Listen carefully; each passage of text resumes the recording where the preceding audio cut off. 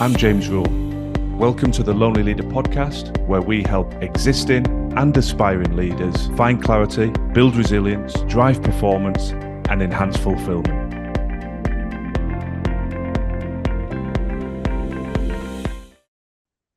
Today, we're talking about the power of presence. It's time for another one of our Leadership Essentials episodes.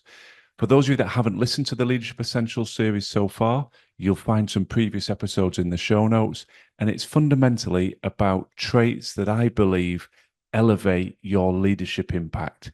The traits that I have seen in the highest performing leaders and that I believe we all have an ability to integrate into our proverbial leadership toolkit. And today we talk about presence. One of the most powerful and effective ways to make your people feel valued is for them to feel that you are truly present. And conversely, one of the quickest ways to erode that sense of value, that loyalty, that trust, that respect that your team will have for you is if that they sense that you are not present. Yes, you might be physically present, but you are not emotionally present. You are not truly connected to them as individuals. So today I'm going to talk about why I believe presence is so important, give you a couple of examples of leaders that I think really epitomize the trait, and as ever, provide you with a handful of takeaways towards the end of the episode that I recognize and see the highest performers implemented on a regular basis. And if you implement them, you will find a higher level of presence in your leadership. And as a consequence, a much higher level of impact and value delivered to the people that you are leading. Now, if you've been listening to the podcast, you may know that the early stages of my career were spent playing professional rugby union. And in that context, presence was very much about physicality. I'm nearly 2 meters tall, well over 100 kilograms in weight. So yes, I had a physical presence that I could bring to the playing field. But presence from a leadership perspective isn't really anything to do about strength or physical stature. It's very much about how you engage, the energy that you bring, the contribution you bring to other people by your presence and being truly present. Now, forgive the common sense, but presence starts with physically tuning in to the task in hand. One of the challenges I hear clients talking to me about regularly is they struggle to be present. And when you get under the bonnet, the hood of that particular phrase, invariably it's because people are multitasking. And I've said this before, I will say it again. I am a passionate advocate of the belief that multitasking is a fallacy. It is not physically possible to do two tasks at your optimal ability. Yes, you can try and do an email whilst tuning into a meeting or trying to contribute to a staff meeting, but you are simply eroding your ability to do either of those tasks well. And when I look at one of the iconic business leaders of the past, Steve Jobs, somebody that stirs different emotions, yes, I accept not all aspects of his leadership style were attractive, and not every aspect are traits that you would want to embrace in your leadership DNA. But he strikes me as a man who was particularly intense, who was particularly focused. I can't imagine he would sit in a meeting where he's requesting innovation and ideas from his staff and is absent-mindedly checking emails, scrolling on his mobile phone. I get a sense that he is physically present when he was in those discussions. And reflect on the leaders that you have worked with, the people that you respect. Invariably, you respected them because you connected with them, and you connected with them because they gave you their presence. Now, flip that analogy around and think of people that you've struggled with. Perhaps it was leaders that you reported into. Perhaps it was people in your team. Invariably, the beginning and indeed the end of the quality of that relationship usually links back to a lack of presence. Perhaps they were in your meeting, but scrolling away on the phone or tapping away on their emails, and you felt a slight to your ego. You felt it was a mark of disrespect. Equally, perhaps you tried to connect with a superior and they were distracted again, looking through you over your shoulder, perhaps glancing down at their digital device. Those experiences are scarring, and we've all had them at some point. And as a consequence, we lost respect, connection, or a sense of value from those leaders, all wrapped together that we didn't really gel, we didn't really get on, we didn't feel drawn to them. And equally, when you've just done that exercise with me, the people that you do remember fondly, or the people that you do continue to have a really good working relationship, are the people that make you feel valued, and they are the people that are present. So, why did I walk through that very simplistic task? Well, if it's true to you, it's true to everybody that works with and for you. You've just identified the people that you don't connect with and the people that you do. You want to make sure that your people feel connected to you. So, one of the biggest takeaways from today is please stop the multitasking. When you are in a meeting, be present in the meeting. When you are working on your emails, work on your emails. Stop trying to combine the two, because you are not giving the best of yourself to either, and you are certainly not present for those myriad of interactions that take place on a daily basis if you are constantly trying to connect with your phone and that individual that's in front of you. And indeed, this principle expands and rolls out way beyond our professional role. It is equally pertinent and relevant to our personal relationships with our loved ones, with our partner, with our children, if you have them, with our extended family and friends. There's a lovely quote that if you truly love somebody, the greatest gift you can give them is your presence. Now, as we're approaching the holidays, perhaps that's more relevant than ever, that people crave attention. When you think of children, if you've been blessed to be a parent, you know how much they crave your attention. Well, that desire for attention and connection perhaps is more professionally hidden as we evolve into adulthood, but the need is still the same. We want to feel connected. We want to feel recognized. And in those deeper relationships, those personal relationships, we want to feel loved. So you have everything to gain and nothing to lose by being present. And again, there's no judgment, there's no patronization in any of the messages I share, but I often spend a fair degree of time with executives, high performing executives, but working on this challenge of presence. And sometimes it's as simple and as prescriptive as keeping our devices out of hands reach. So if you're stepping into an evening meal or you're sitting down at the dining table, put that phone away. If you need to access it, keep it in your office, put it in your home office, or put it somewhere that isn't there to tempt you vibrating or pinging away in your pocket. Yes, we all have times when we have to do work out of hours or do work in the family home, but it's breaking those habits that I have been dragged into. I'm as guilty as anybody. At times in my career, during my tenures as CEO, the phone was like a holster on my hip. It never left me. And I'd be guilty of pulling that out when it was bedtime stories, bath time, looking after my children, preparing them for their sleep, or evening meals, family meals, you name it, the phone would pop out. And it took real discipline to break those well established, deep seated habits and bring myself back to being present. And so I encourage you to reflect on the beginning and the end of every day in the hub and butt thrust and chaos of those start and end of the day routines when family members are moving everywhere. Just take a moment to be present. And if you need to make that a little bit easier, just put your phone in a drawer or to one side or on your home office desk for certain periods of the evening. As my thoughts swing back into business, an individual that's arguably globally recognized, Oprah Winfrey, is somebody that really epitomizes presence.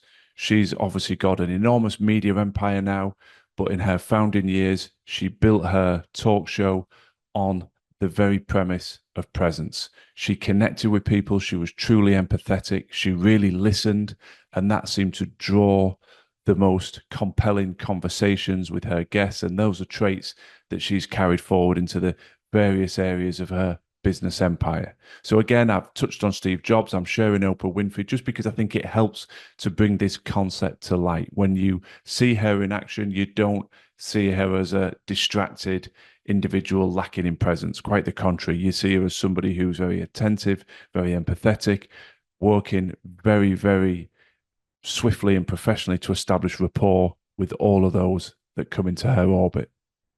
If we move out of business and come into sport for a moment, obviously I spent a lot of time in sport, and I've always admired those elite global superstars who have an ability to be truly present.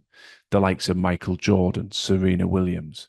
These people have delivered excellence time and time again in their chosen field. But there's a takeaway from that. When you listen to them being interviewed, they don't talk so much about the result. They weren't sitting there thinking, I must win, I must win, I must make this shot, I must shoot this basket, I must serve an ace. They were focused very much on the process and being present in that moment, knowing that if they executed the process to the best of their ability, their chance of success, of shooting that basket, of winning the game, of serving out the match were much higher. And we can all learn from that, because when pressure starts to close in, we often lose our presence. We start catastrophizing, looking forward about things that can go wrong. And it's forward thinking. We're eroding our energy with worry. And as we all know, most times the things we worry about never fail, never actually manifest. So actually trying to take our attention away from the end result and bringing it back to the process is so much more important to your performance. Perhaps you've got a big speech, your mind's wandering about all the things that might go wrong on the day. You've got to chunk it all the way back down to, what can I control? What do I need to do here and now to build out a compelling speech, so that if I do the work and I do the preparation and I stay present in that task, the chances of me delivering an engaging, compelling speech is much higher. As with all the episodes, I want to ensure that I wrap things up with a series of actionable takeaways, steps that I believe you can implement relatively easily into your leadership style that will allow you to be far more impactful and far more present. Tip number one, set intentions for every interaction. It's so easy to move at 100 miles an hour, to bounce from meeting to meeting, from task to task, email to call to meeting, back to another task. And that is the nature of the busy, high performing leader. I accept that. But actually, a moment of planning can yield so much for you. Just taking a step back and saying, right, I'm about to meet with Mr. Y. What do I want to get out of this interaction? Is it knowledge acquisition? Is it an understanding of their thoughts on a particular project? Is it finding the ability to understand what's going wrong for them at the minute? Is it seeking out the right opportunity to be able to help them with a suggestion for their performance? Whatever it may be, actually taking the time to set an intention and to bring our focus down onto, what am I trying to get out of this meeting? That time is never wasted, and you will be so much more present as you try and bring that pre-meeting plan to fruition when you actually sit down in the meeting itself. We've all been guilty of just running in and actually trying to do things a little bit off the cuff. Much, much harder to find that level of presence if you do it that way. Tip number two, practice active listening. I appreciate this point. This tip has popped up on several of the Lonely Leader podcast episodes, but I make no apologies for that, because it permeates so many aspects of what we expect of the best leaders. And active listening forces you to become present. You're not just waiting for the other person to finish speaking so you can say what you need to say. You are truly engaged and present. It's impossible to really listen to someone if you're not present. Going back to my earlier fallacy of multitasking, if you are tapping away on an email or reading a message that's just come in, you have immediately compromised your ability to really actively listen. And so you are doing yourself a disservice, because you will miss opportunities for engagement. You will be undermining that sense of value in your colleague that we've talked about, and you miss the opportunity to bring your intention to the fore from the previous point. So step back, listen, be truly present, and you will find your meetings are so much more impactful and effective, and your connections with your people are so much closer as a consequence. Tip number three, be mindful of your body language. Now, there's lots of science and narrative out there about mirroring, which has its benefits, but can also be a little bit weird. I'm certainly not one to advocate that you copy and mirror every moment and every movement that the person you're meeting with engages in. But I do think open body language enhances that sense of presence. A relaxed, calm demeanor says, I'm here, I'm listening, I've got time for you. And that conveys a message to whoever you're meeting. Conversely, if you're agitated, you're distracted, you're looking through or past them, you're glancing at your watch, you don't seem to be particularly comfortable in your space, you don't have a book open in front of you, a pen and paper at hand, then it really says to that individual, my leader doesn't have time for me. This is not a good time, or they just don't want to spend time with me. So you may not be wanting to convey that message, but just being mindful of your body language and tying that into the previous point of active listening, when you combine those two, it can create some really powerful results and some fabulous levels of presence. Conversely, if you're not particularly good at active listening and you don't have that open body language, well, before the meeting's even started, you're really on the back foot and it's highly unlikely you're going to be truly present. Tip number 4, limit digital distractions. We've talked about it. We've talked about it under the guise of multitasking, but how on earth can you be fully present if all of your notifications are on your phone? We run our lives through our phone, but if you combine your physical, your professional, your personal networks, and the number of notifications they generate, it's near endless. When you tie in news alerts, social media platforms, text, WhatsApps, emails, etc., your phone can be vibrating and pinging almost continuously throughout the working day. And if you are addicted to the need to check and to seek out that dopamine hit every time there's some sort of alert or update, well, no surprises, you will never be truly present. So, in order to remove the temptation of that addiction, putting your phone on silent at the start of a meeting or putting it away simply allows you to connect and maximize your performance in the meeting that you're in. And also, it's a mark of respect for the other people because you've been there. We can picture these meetings in our minds as I say it. You've got everybody with their phones out, everybody with their laptops or their iPads out, and there's just a constant of vibrations and notifications coming in. People temporarily tapping out of a meeting as they look at the phones. And no surprises, meetings become far longer than they need to.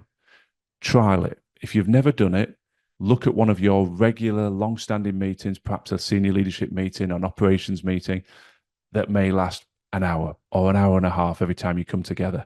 Put all digital devices away, shut down laptops, put your phones away. I appreciate you may need to print a couple of things out, access to certain documents or information, but where possible, remove all devices, go back to the old school pen and paper, and then see how long the meeting lasts. And I would practically guarantee that you will be stunned by the results.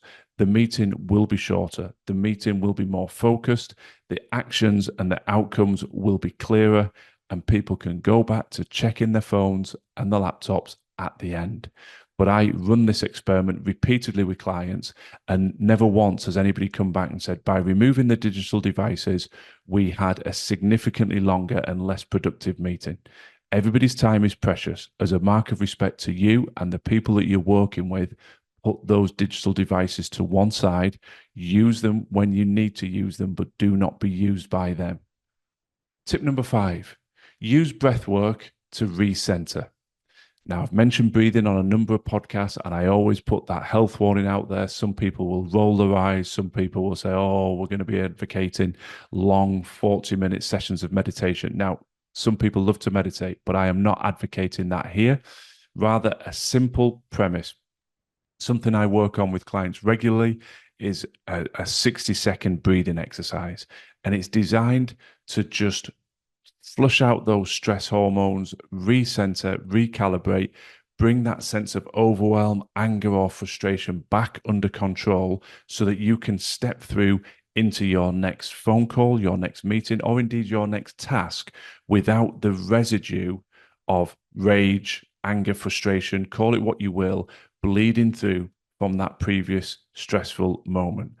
We're not robots. It's very difficult to compartmentalize those stressful, cortisol-inducing moments that occur during our working days or weeks, but we have to have some sort of mechanism to be able to reset. And just 60 seconds of breathing using the right techniques can be immensely, immensely powerful in doing just that. Tip number 6, reflect regularly.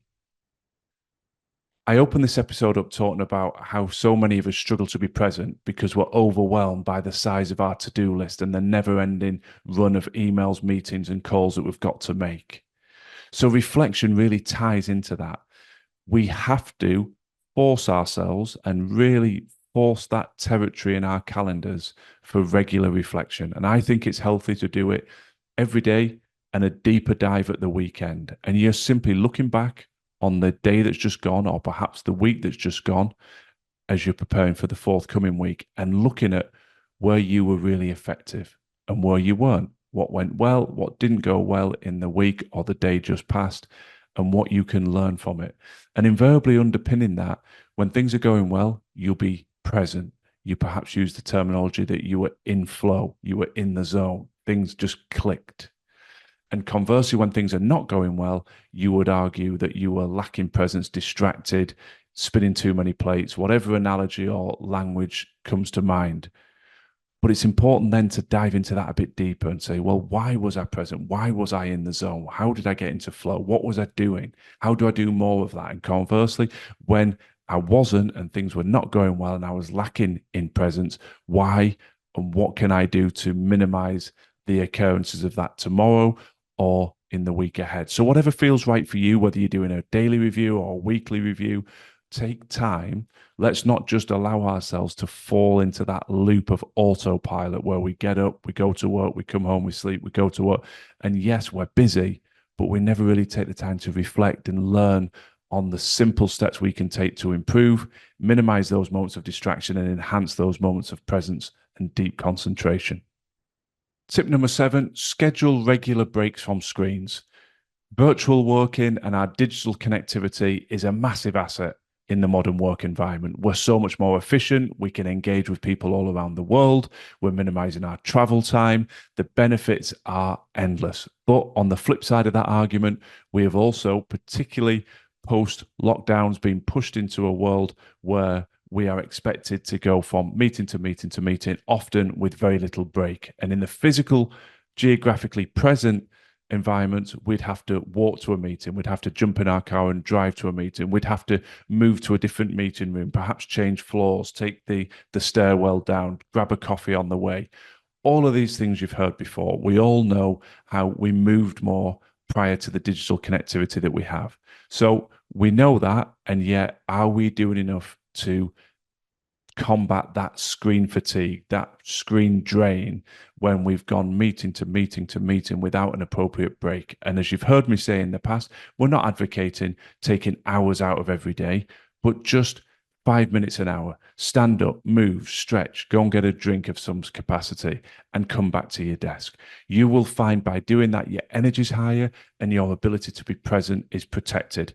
On the flip side, if you've just gone meeting after meeting all morning, there'll be no surprise to you that when people review how engaged and present you were, it's going to be a lot lower at the end of that big run of meetings than it was at the beginning. So for your benefit and everybody that you interact with, take regular breaks to protect your ability to be fully present in every interaction. Tip number 8, practice empathy. Sometimes easier said than done, but we talked about how fabulously successful someone like Oprah Winfrey's become because she is empathetic. We talked about some of the steps that will get there, that active listening, but really pushing yourself to try and understand the other person's perspective, to, as I use the old analogy, walk a mile in their shoes. If you can build that empathy, you build a closer knit relationship, a closer knit team, the culture's enhanced, the level of performance in individuals and the wider team only goes one way. When people feel that empathy coming through you, they will work harder and they will have a high level of loyalty for you and a higher level of connectivity. They will feel they will be able to give positive and constructive feedback to you. We all need to build that sense of empathy with our wider team, because what do we lose? We go the other way, lacking empathy, you're perceived as a bit of a dictatorial boss. Well, then people won't feed back to you. They won't go that extra mile. They are far less likely to want to share constructive feedback that could help the greater good of a strategy for fear of how you'll react. So seeking to build empathy is a fundamental for every leader, and it allows you to be far more present, and it will also encourage people to be far more present with you. So I hope these takeaways have been helpful. As I've stressed throughout the episode, presence is there to benefit your professional roles, your professional relationships, and just as importantly, your personal interactions and relationships. Nobody loses from presence. Everybody wins. And yet it's so easy to overlook. And just do a little daily review. We talked about reflection. Just ask yourself, how present was I today? Perhaps on your drive home, or if you're walking the dog, or you're on the treadmill. It's really, really illuminating to actually walk back through the day. And you'll be embarrassed on occasion, think, blimey, actually, I really wasn't particularly present. My mind was elsewhere. I can see that now. And you know deep down in your soul what that feels like for the person you're interacting with. So when that happens, have the humility to apologize. Have the ability to seek that person out the following day and say, just want to apologize for yesterday. You probably got a sense I wasn't particularly present, and I wasn't. My mind was racing. I'd like us to revisit that point that we were discussing, because out of respect for you, I didn't do it justice. Having the humility to put that line in the sand fixes everything and really shows the qualities you have as a leader, the ability to show a little bit of vulnerability, a little bit of humility, accept that you sometimes get things wrong, and keep sense checking. Am I present? When am I present? How do I do more of that? How do I reduce those occurrences when I'm not present? And I always get a huge sense of fulfillment when clients come back to me and talk about their mental health, their level of fulfillment, their enjoyment in life, all improving because they've really made a conscious effort to focus on their presence. I wish you the best of luck with it. Thanks for listening to the Lonely Leader podcast. I'd be very grateful if you could share and follow if the content resonates. And if you're looking for additional free resource to support your continued growth and development, then please do check out our social media and website details in the show notes. Remember, quality leadership on the outside must always start within.